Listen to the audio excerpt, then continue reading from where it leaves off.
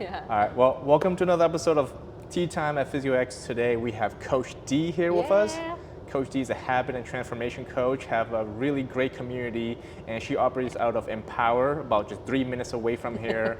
And I know you run a retreat and you help a lot of women become more confident in their bodies and in their mindset as well. So I'm very interested to hear about kind of how that story came about. Yeah. So tell me about what made you decide to pursue the niche of habit transformation?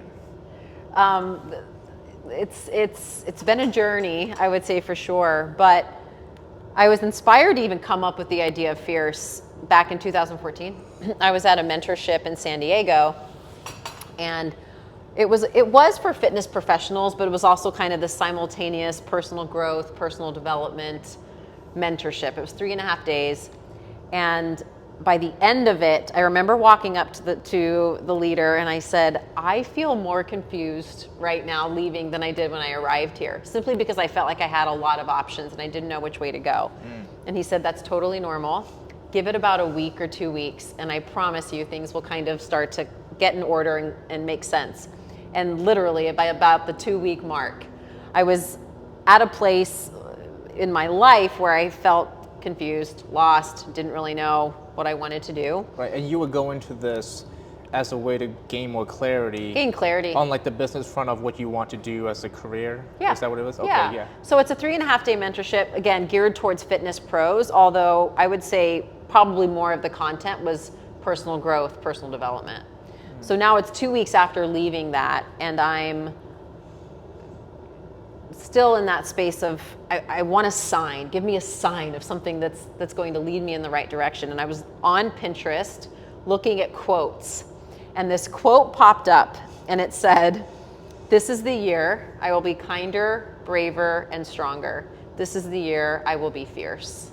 It's like, that's it. That's the word, fierce. This is now at the end of 2014, and so at that point, I was in fitness, but I was very traditional personal trainer. I had 60-minute sessions, basically would just work out, check in with them, see them maybe twice a week, and then take the weekend off and work with them the next week. And I knew that there was something that was kind of missing. And so when this fierce idea popped up, I thought, I know that I just want to work with women at this point, because in my life, I didn't have a big community of women. And I was craving it, but I didn't really know how to tap into one. All I really knew was fitness. And I felt like I was strong and capable of coaching fitness, but I wanted to build a community. And so I reached out to my high school friends. I said, I don't really know what I'm doing, but I know it's gonna be called Fierce, and I would love for you to come along with me. It's like, the worst thing that's gonna happen is that you're gonna learn how to work out, you're gonna get some good recipe ideas for healthy food, we'll see where it goes. And it ended up being almost like a 2-week challenge.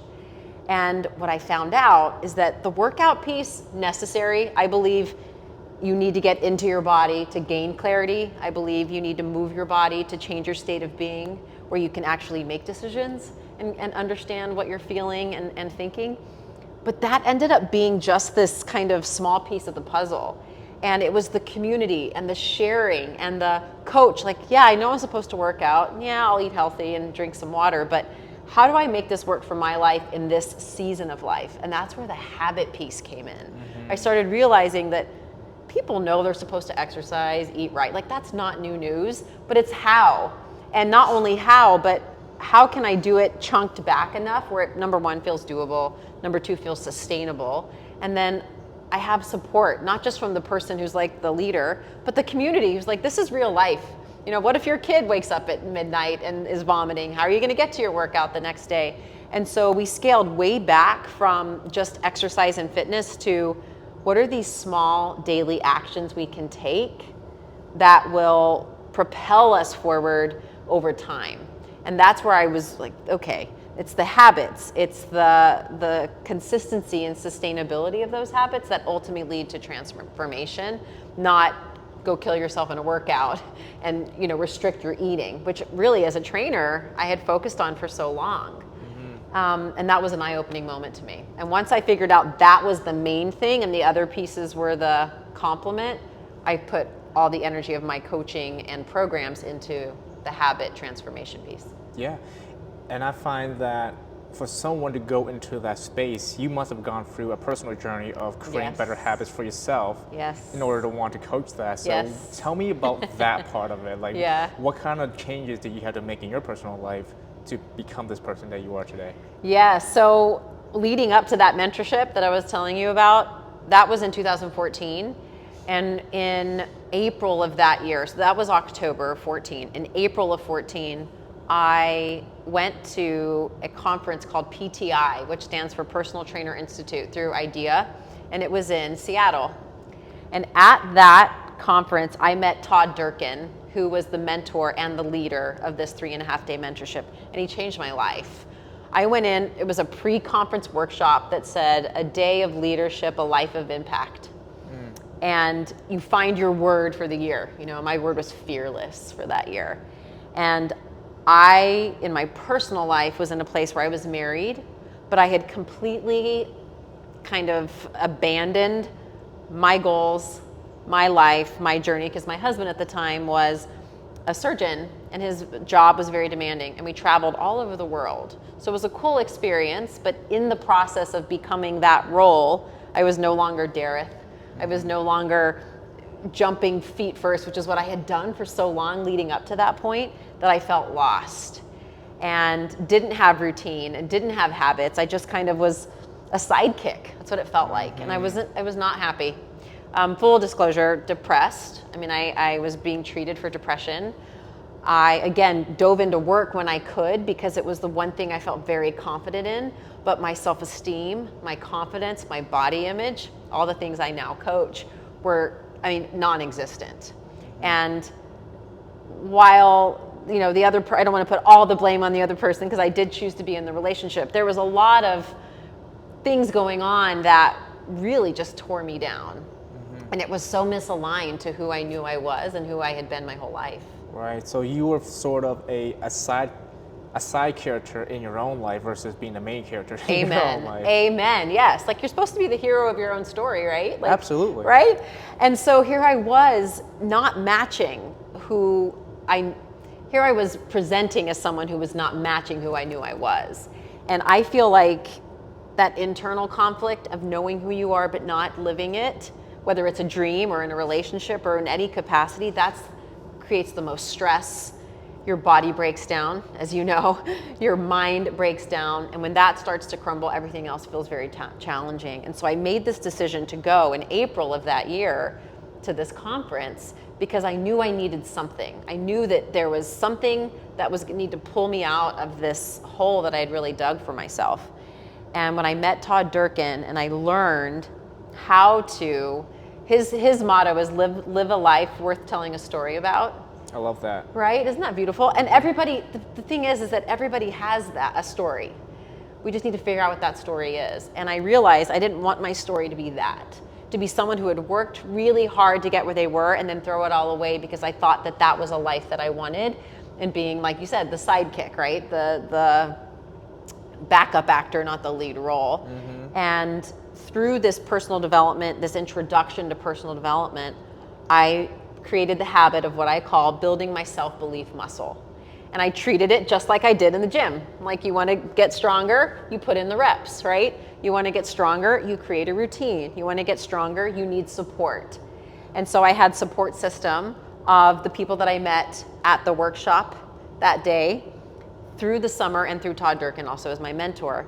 And I started reading books. So that's when I really got into personal development books. That's when I started meditating consistently. I had kind of tried it and it didn't work for me. Mm-hmm. I was doing the habits that I now coach, and it's having a bookend of my day. So I start my morning by filling up my cup to the point where I feel like I have the energy, the ability, and the desire to tackle the day. And then you're ready for whatever hits you. And then you go through your day, but you also have to end the day by letting go of the things that kind of pulled you down, and then express gratitude for the things that did happen and celebrate the wins so that you can go to bed peacefully, and feel like your day ended on a high note. Mm-hmm. And that's really where that transformation started. It came out of a place of me not liking my life, really being upset with who I had become in this process, and then knowing that I needed these habits, routine, and support to get me out of it.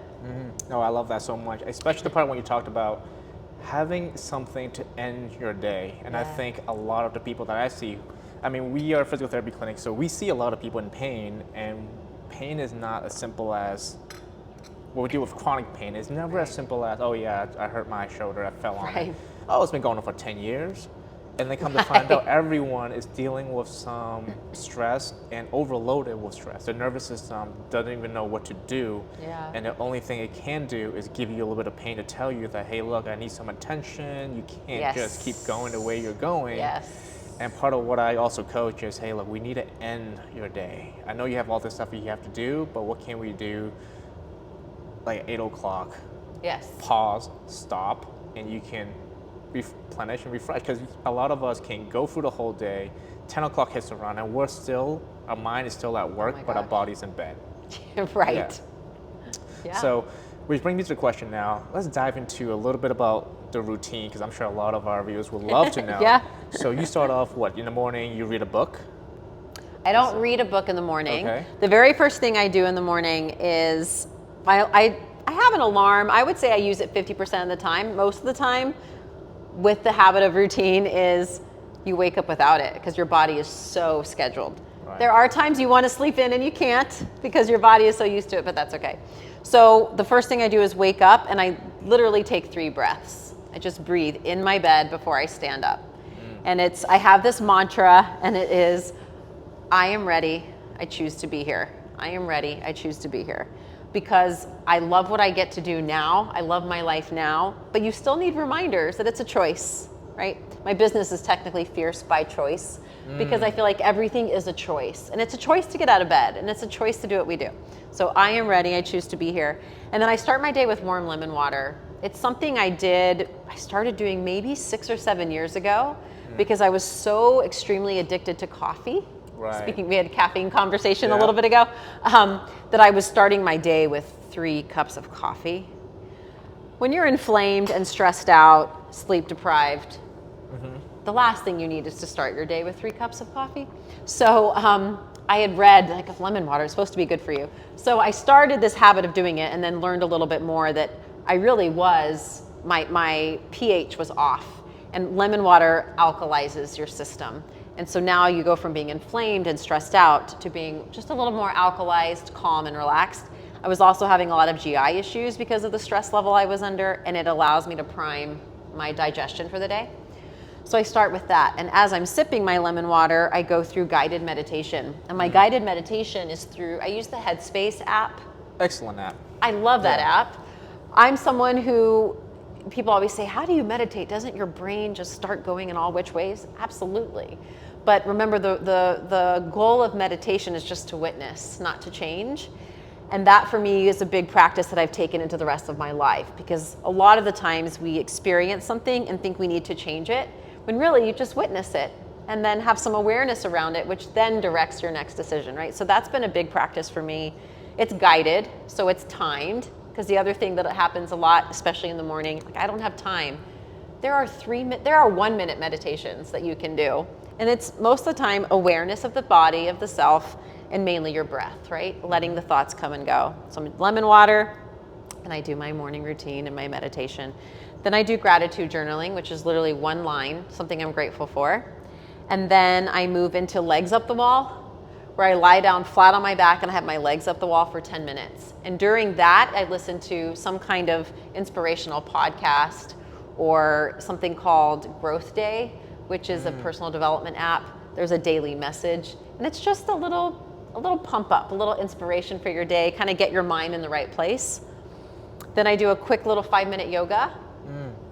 And then I get dressed, and then I have coffee. Oh, very good. And then during my coffee is when I do my journaling for the morning, which is just what's on my mind.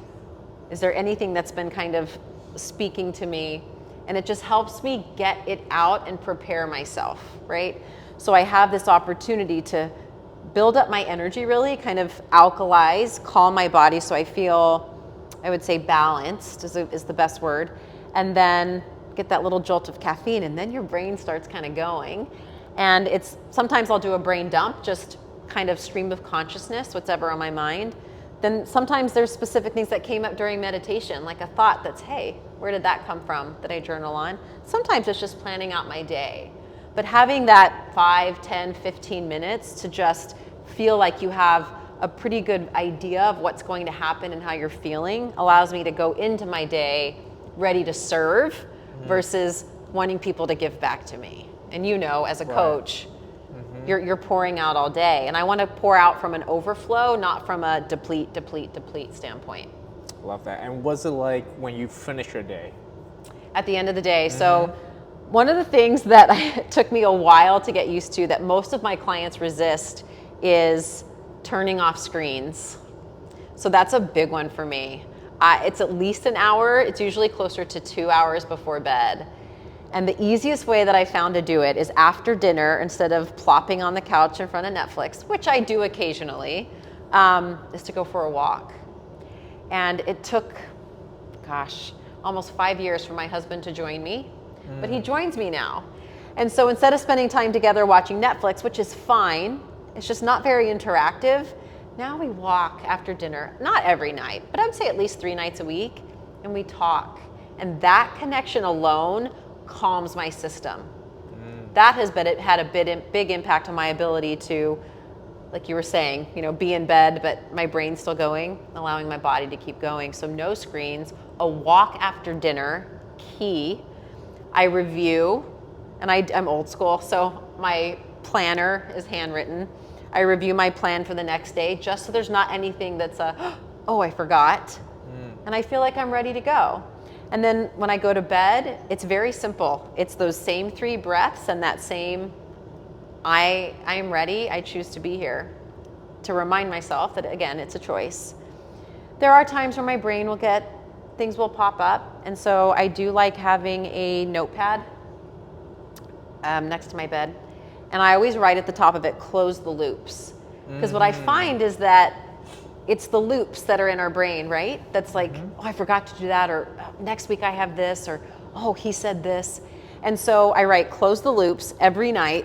Every night I do this. And I don't know, sometimes it's 2 things, sometimes it's 10 things, but it's close this loop, close this loop. So again, it feels settled, it feels balanced. There's nothing pulling at me or lingering. And I mean, lights out, I'm out. Sometimes lights aren't even out yet and I'm out. I think the whole concept of closing the loop is so powerful because I think as humans, we hate open loops. Hate it.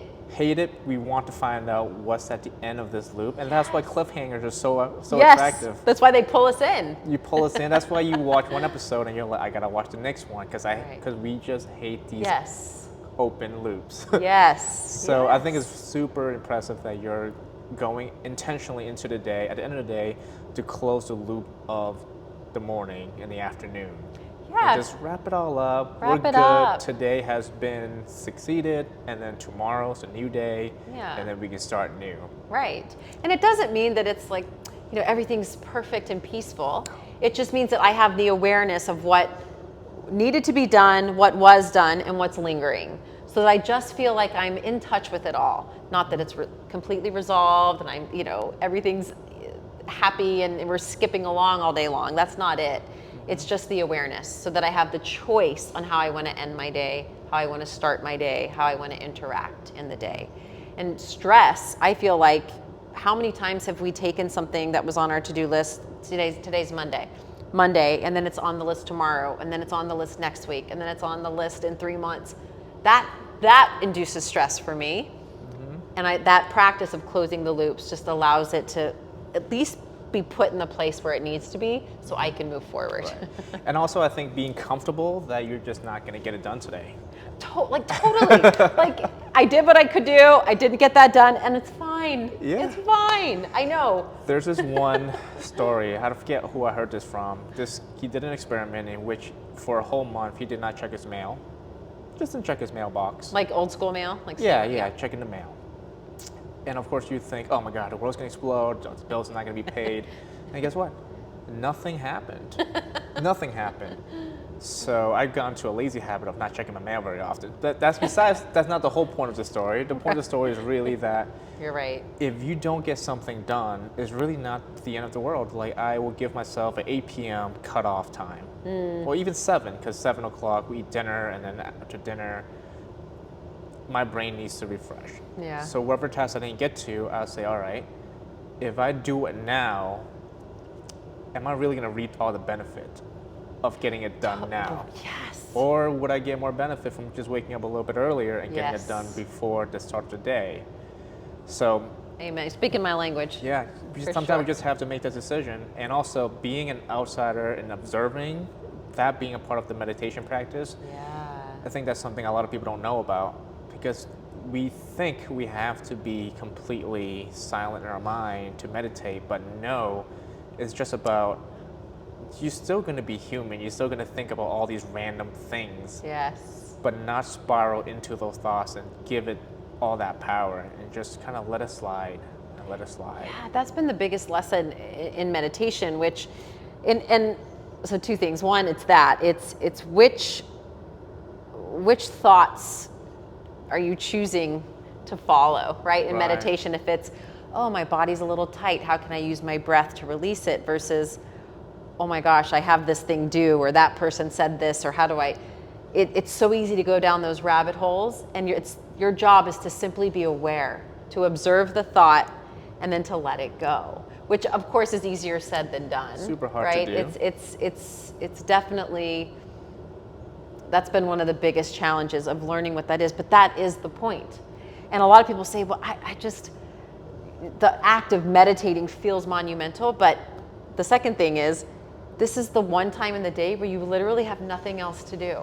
It's an opportunity to sit. And sure, there's times where all you're going to think about is, I'm hungry, I'm hungry, I'm hungry. Maybe you fall asleep, but it's the practice of showing up. So when it comes to habits, I coach habits in a way of allowing these habits to change your state of being. Because when you rely on habit versus emotion, when you rely on habit versus energy, when you rely on habit versus reaction, the discipline of the habit then trumps the present moment, which is important a lot of the times. Not that you just don't have to think about it and it's automatic, although a lot of habits are, but the power of habit allows us to change our state of being, so we don't have to be stuck in, oh, I just don't feel like it, or we're upset for whatever reason because of what just happened now. When you have those routines built in and you've practiced them over time, your body just knows what to do. And I think that allows us to keep it on a smaller scale so that there is a compound effect of it, versus it being sporadic and Right. thinking it doesn't work for me. Well, we haven't done it enough. Absolutely. You know? And I think this knowledge about habit is really how we look at movement too. Yes. Because if For you have sure. a habit of every time you're raising your arm, you don't have range of motion here, and you arching your back, well, the solution could be just giving you better range of motion here, and then the habit will start to change almost on its own. In which the end result is you're moving, but not having to be so conscious about how you move, versus Right. just habitually your body adapted to this new way.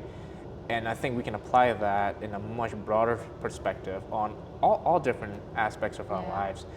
And another thing I like to think about when it comes to habit is almost sometimes it helps to have a little bit of a framework Yes. of how you want to approach a situation or whatnot. Because I am not really good at meditation. I would just admit that. Like Yeah. the way I think a lot of people find that I have this calm persona of I approach situations in which I'm not overreacting, but I've been doing a little bit of reflection over the last couple of weeks, and I found that it came from a competitive mindset versus a calm mindset.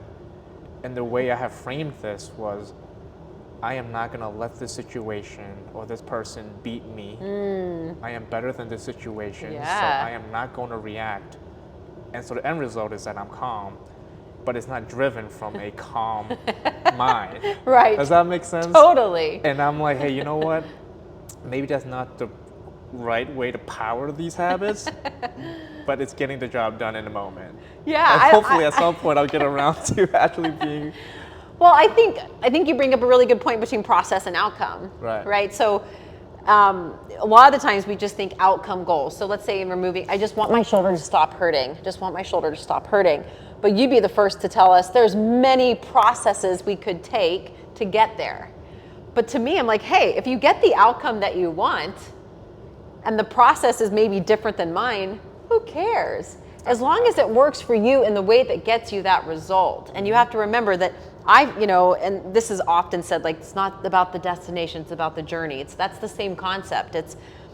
We do want to get there, and I think it's important to know where there is, but what you learn in the process of getting there is really where I think the fun, the experience, and the life is. So for you, what you're realizing is that a little bit of competitive edge is actually a big driver for you. It's a big motivator, and it's not negative. I mean, for you to say, I'm better than that, what more empowering statement, right? It's like, I can do this, like, and I will show you, And maybe, there's a little bit of like, look at me, look what I can do. But if that's getting you to where you are and you get that outcome, hey, like, I'm all for it. And with working a bunch of different people. Shoulder pain, you've probably had thousands of people with shoulder pain, and there's been different processes to get there. And you find the ones that work for those people. So I say more power to you. Yes, absolutely. It's just more recent that I have realized that, because I'm like, people say you're so calm. I was like, I don't think I'm a calm person.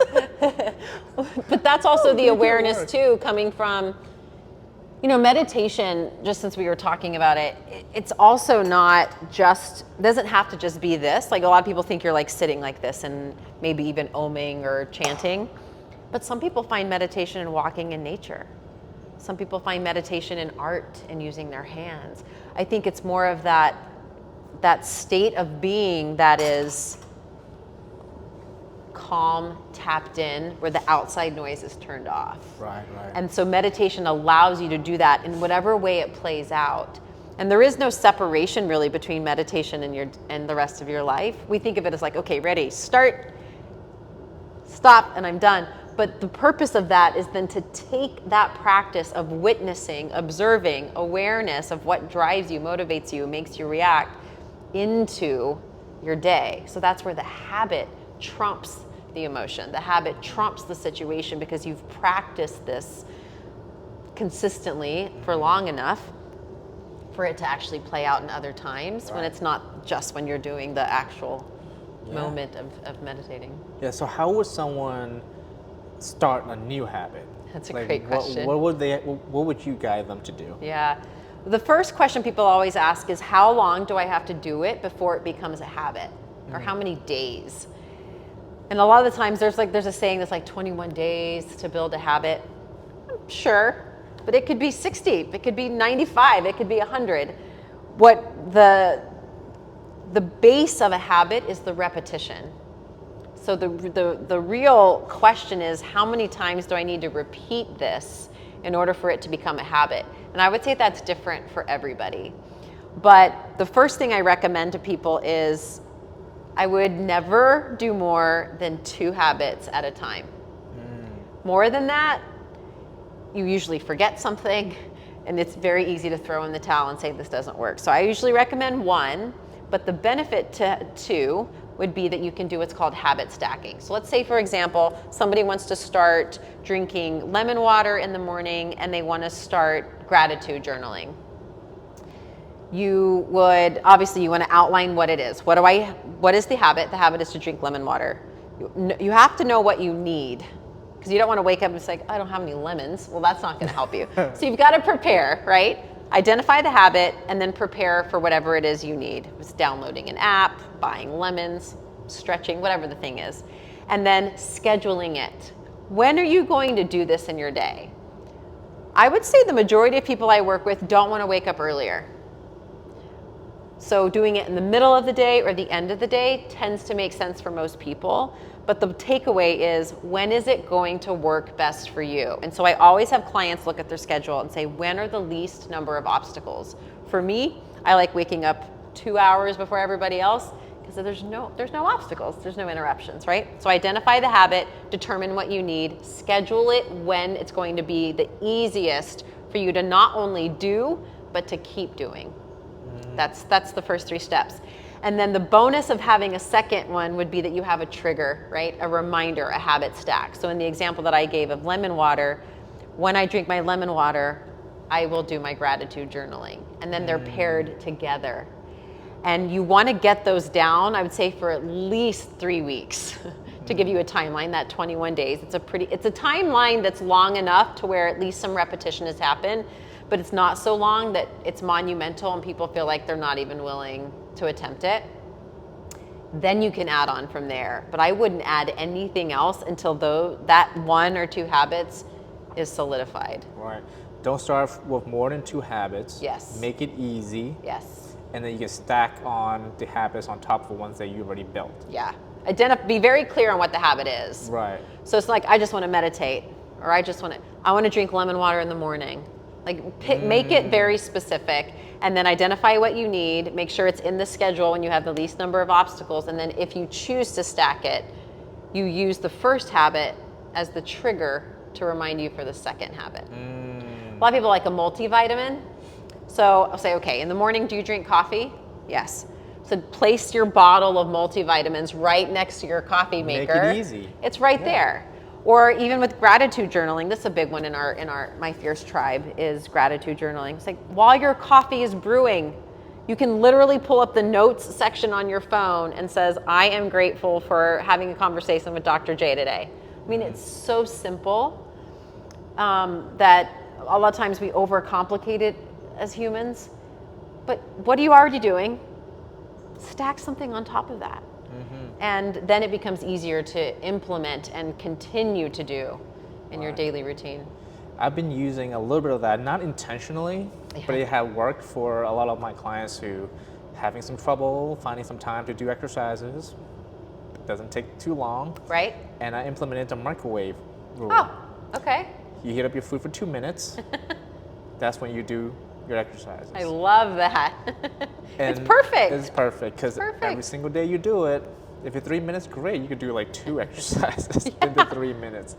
And these small little things really start to add up over time. So speaking of habits now, what kind of habits are you working on at the moment? Great question.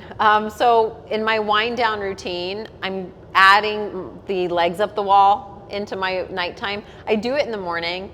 And so it's literally legs up the wall. So you have your tailbone against the wall, your legs are up. What's the purpose of that? It's primarily lymphatic drainage, right? So our lymph system, the fluid in our lymphatic system runs up against gravity. So all day long we're fighting it.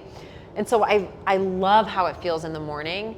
And I know that the benefit of it would be greater at night because I've been upright all day long. So now when I do close the loops, habit stacking, I flip my body around in my bedroom. I just move my pillows, put my tailbone against like my headboard, and then I'm writing it there. And then the other one is reading. So you actually brought that up. Do you read a book in the morning? And I don't, but I want to. And so talking about scaling back, and I love the microwave example because a lot of the times we try to do too much too soon and we never get a win. And that's when we say, nothing works for me, I can't do it. Small wins. So reading a page in the morning before I start journaling, and I actually did it today. Nice. One of my clients last week let me borrow her book. It's Andre Agassi's autobiography called Open. It's fascinating. So a really good book helps you read more. But I just wanted to read 1 page in the book before I did my journaling, and I started that this week. Nice. What is it about? It's his whole story of his life and how he started playing tennis. It opens with, I'm just in the first chapter, it opens with his last tournament, which was 2006 Wimbledon, and he's playing in the tournament. And he talks about how he hated tennis and how he's always hated tennis his entire life and his entire career, how much he's hated it. So that pulls you in right away. And then he just goes through his story of that match, which I haven't finished that chapter yet, but then it's from the time he was 7 is when he started. He went pro at 12, and then leading all the way through the end of his career. It's so interesting how you assume something and then and then it's like the complete opposite of what you expect. I know, and especially a high performer, which I think a lot of us do, even in comparison to people we know. You think, gosh, they really got it all together. They really must know what they're doing. They must wake up and love it. No. Even with me, you were a trainer. It's not like we're like, oh, I love working out every day. Do I enjoy it most of the days? Yes, but there are days I don't want to do it. There are days I don't want to do the meditation. I'd rather do something else. But the habits create again, it trumps the emotion, the energy, the reaction in the present moment. And the habits over time is what leads to the transformation. We all crave transformation. We don't really like the changes we have to make to get there. But that's where I think habits, especially starting small and stacking, being consistent, adding, stacking, being consistent, that gets you there. It just takes a little bit of time. I love it. And another framework I love to use is that there are no rules. Yes. And that's what I realized is that everything that we think we should do are just made up by someone else who had believed that is a better way. And I think really got not this idea, but it really resonated with me when I read my most recent book, Rick Rubin. You read his book, No. The Creative Way of Being? Fascinating book. Okay. I mean, this guy he doesn't play an instrument, but yet he is behind the scenes of some of the biggest hits that you will hear today. Right. And his whole thing is really about allowing creativity to come into you and not stifling your mind to be blocked off by things that may seem random, but may have a really big compound effect on your life.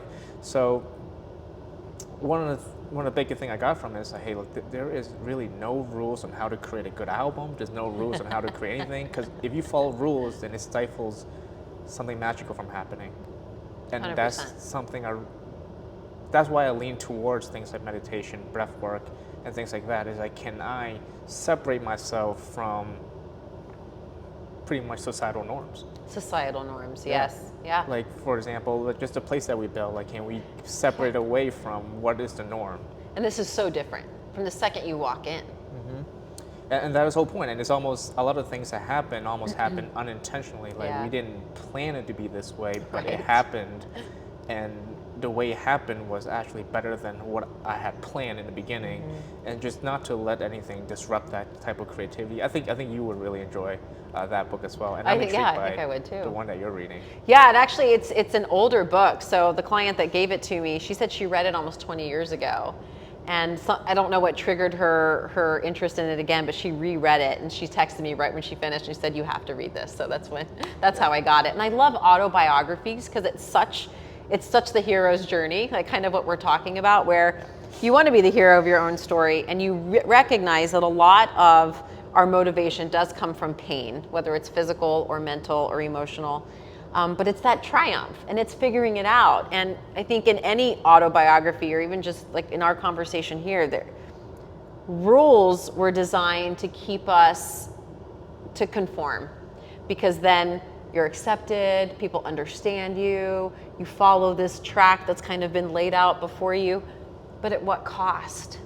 That's kind of how I felt, like going back to my original story, was you get married and you do this and you follow the norm, and this is what you're supposed to do, and don't you want to be a doctor's wife, and what a lovely life you lead. And sure, I got to travel the world, and I got to see things that I only existed for me in movies and in history books, but at the expense of my soul, at the expense of my creativity, at the expense of doing the things that I want to do now. And I'm a habit transformation coach. That's not even a thing. Like, that's something that I wanted to do based on the experience I had with my clients. There are no rules. Like, live your life in the way that you want to live it. Not that it's easy, but it's aligned. And I find that when you live in alignment with what feels true to you, with what fires you up, with what allows you to get in those places where you feel creative and anything happens, that's when it's better than you originally planned. That's when you meet really cool people and you have these connections that would never have happened otherwise.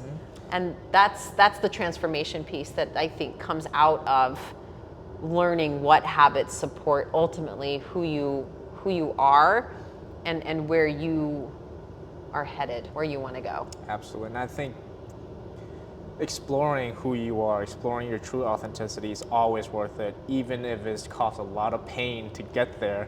Because you think about it like this, every hero's journey there is pain involved, there's obstacles involved.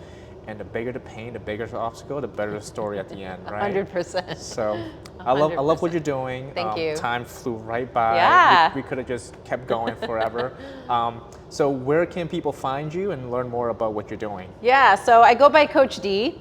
My real name is Dareth, but you can find me at Fierce Coach D on Instagram, at Fierce Coach D on Facebook. My business is Fierce by Choice, so at Fierce by Choice on both places as well. And my website is fiercebychoice.com. And we are all about women's empowerment through the connection of tribe and through the connection of tapping into that inner wisdom, that confidence, and allowing that to guide you as you move through your own hero's journey. It's been a blast doing this, and again, breaking the rules and navigating the journey of who I am, where I want to be, and then this is how I get there. Thank you so much for sharing Thank your story. you. Yeah, thank you so much.